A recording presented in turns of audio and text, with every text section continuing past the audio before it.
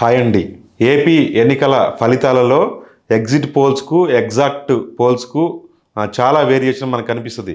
ఎందుకంటే ఈ ఎన్నికలలో వైఎస్ఆర్‌సీపీ ఇంత దారుణమైన పరాభవానికి గురవుద్దని నమ్మిన వాళ్ళు చాలా చాలా చాలా తక్కువ అన్నట్టు.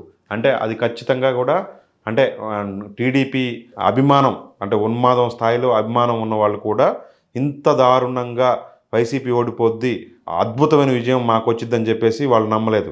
ఎందుకంటే ఈ ఎన్నికలు అపూర్వమైనవి, నా జీవితంలోనే నేను చూడనటువంటి ఎన్నికలు అని చెప్పేసి కూడా చంద్రబాబు ప్రెస్ మీట్లో చెప్పడం కూడా చూసాము.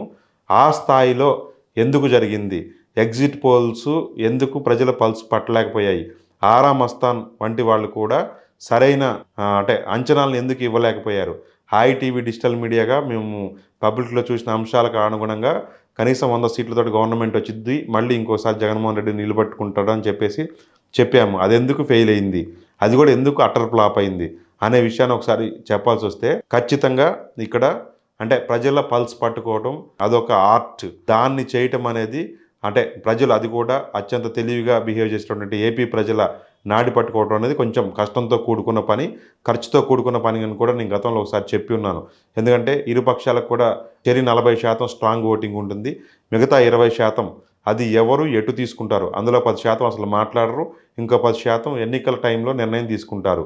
వాళ్ళు ఎటు మొగ్గారు, ఎందుకు మొగ్గారు అనేది ఇట్లా అనేక అంశాల ఆధారంగా ఉంటుంది అనేది మనం చెప్పుకున్నాము. ఇప్పుడు ఇక్కడ కూడా అంతే. 40% రాగా ఇంకొక 20% అది కూటమి వైపు స్వింగ్ కనిపించింది. అది ఏకపక్షమైన విజయానికి దారితీస్తుంది అన్నాడు. అంటే 60% కూటమి గెయిన్ చేస్తే 40% దగ్గరే వైఎస్ఆర్సీపీ ఆగిపోయింది. దానివల్ల 11 సీట్ల దగ్గరే వైసీపీ ఆగిపోవాల్సి వచ్చింది. ఇలా ఎందుకు జరిగింది, ఏం జరిగింది, ఎన్నికలప్పుడు ఏమి ప్రభావితం చూపించాయి అనే దాన్ని పట్టుకోవడం అనేది చాలా అంటే సంక్లిష్టమైన పని. అది చేయగలిగినప్పుడు మాత్రమే దాని ఫలితాలను అంచనా వేయగలుగుతాము. వైఎస్ఆర్సీపీ అయితే ఖచ్చితంగా, ఎందుకంటే జగన్మోహన్ రెడ్డి పథకాల ప్రభావం ఉంది. ఎస్సీ ఎస్టీ బీసీ సెక్షన్స్ కానీ లేదంటే మైనార్టీలు కానీ ఈ ఒకసారి గవర్నమెంట్ని నిలబెట్టుకుంటారు అనేలాగానే వాళ్ళ ప్రవర్తన ఉంది.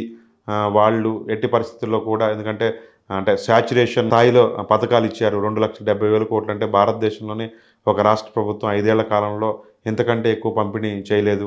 కరోనా కాలంలో కూడా జగన్మోహన్ రెడ్డి తీసుకున్నటువంటి చర్యలు ప్రజల్లో బాగుందనిపించాయి. దానివల్ల ఈసారి మాత్రం అంటే వాళ్ళలో అసంతృప్తి లేదని కాదు, ఉన్నా సరే ప్రభుత్వాన్ని నిలబెడతారు అనేటటువంటి లెక్కలు, అంచనాలు, అంటే తక్కువ మోతాదులో తీసుకున్నటువంటి అంటే శాంపిల్స్ కావచ్చు, తక్కువ మందితో మాట్లాడి పెట్టినటువంటి లెక్కల నుంచి ప్రభుత్వం వచ్చిద్ది జగన్మోహన్ రెడ్డి అనుకున్న దానికి దారుణమైన పరాభవంకు వెళ్ళిపోవడానికి మధ్యలో ఉన్నటువంటి గ్యాప్ని అంచనా కట్టడంలో చాలామంది ఫెయిల్ అయ్యారు. అందులో ఆరా మస్తాన్తో సహా చాలామంది లెక్క కట్టడంలో ఎందుకు ఫెయిల్ అయ్యారు అంటే ప్రజలు తీసుకున్నటువంటి సైడ్ని అంటే ఒక్కొక్కసారి అంటే మనకు అంటే లెక్కల్లో గణాంకాల్లో దొరకకపోవచ్చు, కానీ ప్రజల నాడి వాళ్ళ మాటల్లో ఫోర్స్ కనిపిస్తుంది.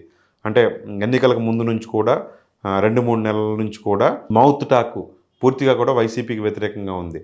కాకపోతే నాతో సహా చాలామంది కూడా ఫీల్ అయింది ఏంటంటే, ఆ మాట్లాడే వాళ్ళంతా కూడా జగన్ వ్యతిరేకమైన వర్గము, అంటే తెలుగుదేశం అనుకూలమైన వర్గం, లేదంటే కమ్మ వాళ్ళు, లేదంటే కాపులు, లేదంటే అర్బన్ మిడిల్ క్లాసు, వీళ్ళు గట్టిగా మాట్లాడుతున్నారు.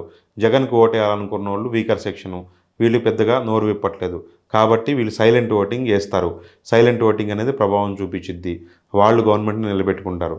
కానీ ఇది చివరికి ఏం జరిగిందంటే మౌత్ టాక్ 3-4 నెలల ముందు నుంచే భీకరంగా ఉన్నటువంటి ప్రభుత్వాన్ని పడగొట్టాలని వచ్చినటువంటి మౌత్ టాకు, సోషల్ మీడియాలో ఉన్న వీడియోల జోరు తెలుగుదేశంకు అనుకూలంగా, వైసీపీకి వ్యతిరేకంగా జగన్ అరాచక పాలన పోవాలి అని సాగినటువంటి ప్రచార హోరు చివరకు నిజంగా జగన్మోహన్ రెడ్డిని దించేసింది. అది వాస్తవం, ఆ వాస్తవం తర్వాత సంగతి. ప్రజల ఎజెండాలో, ప్రజల మైండ్లలో దాన్ని తీసుకెళ్లడంలో నిజంగా కూటమి సక్సెస్ అయిందని చెప్పుకోవాలి. జగన్మోహన్ రెడ్డి పరిపాలన అని బట్టలిప్పి నిలబెట్టడంలో ఖచ్చితంగా కూటమి సైడ్ నుంచి జరిగిన ప్రయత్నం, నిజంగా వాళ్ళు విజయం సాధించారు. వాళ్ళని ఖచ్చితంగా వాళ్ళ అనుకున్న పంతాలో వాళ్ళు సాగారు. మేము చేసింది ఇది, ఇంతకంటే బాగా చేశాము, అభివృద్ధి కూడా ఉంది, సంక్షేమం నెక్స్ట్ లెవెల్ అని చెప్పి తీసుకెళ్లడంలో వైఎస్ఆర్సీపీ ఖచ్చితంగా ఈసారి వెనకబడిందని చెప్పుకోవాలి. తెలుగుదేశం తీసుకుపోయిన అంశాలే ప్రజల్ని ప్రభావితం చేసిందని చెప్పుకోవాలి. దానివల్లనే ప్రజలు ప్రభావితం అయ్యారు. ఆ ప్రభావితమైన అంశాలని పట్టుకున్న సఫాలజిస్టులు మాత్రమే ఆ లెక్కలు చెప్పగలిగారు. ఇక్కడే కాదు, నేషనల్ స్థాయిలో కూడా ఉత్తరప్రదేశ్లో తేడా కొడుతోంది, ఎన్నికల ఫలితాలు ఏదో రాబోతా ఉంది, ఎందుకంటే మోడీ భాషలో కూడా మొదటి ఎన్నికల తర్వాత మారింది అనేది యోగేంద్ర యాదవ్ లాంటి ఒకరిద్దరు సెఫాలజిస్టులు చెప్పారు. నిజంగా అక్కడ 50-50 80 సీట్లలో 40 సీట్లలో పైన బీజేపీ ఘోరంగా ఓడిపోయింది. అట్లా ఆంధ్రప్రదేశ్ రాష్ట్రంలో కూడా అంతే. వైఎస్ఆర్సీపీ ఓటమిని లెక్క కట్టడంలో చాలామంది విఫలమయ్యారు. కానీ ప్రజల అంటే నాడి పట్టుకోవటం అనేది ఒక్కొక్కసారి ఒక్కొక్క రకంగా జరుగుతూ ఉంది. కానీ ఖచ్చితంగా మాత్రం అంటే ప్రజలు ఒక్కసారి వాళ్ళు అంటే ఏ ఏ అంశాలకైతే ప్రభావితం అయ్యారో దానికి అనుగుణంగా ఓటు వేయాలనుకుంటే దాన్ని ఆపటం కానీ లేకపోతే దాన్ని పట్టుకోవటం కానీ కొంచెం క్లిష్టతరమే అనేలాగా ఈ ఎన్నికల ఫలితాలు వచ్చాయని అయితే చెప్పుకోవచ్చు. Thank you. మరొకసారి మరొక వీడియోతో కలుద్దాం.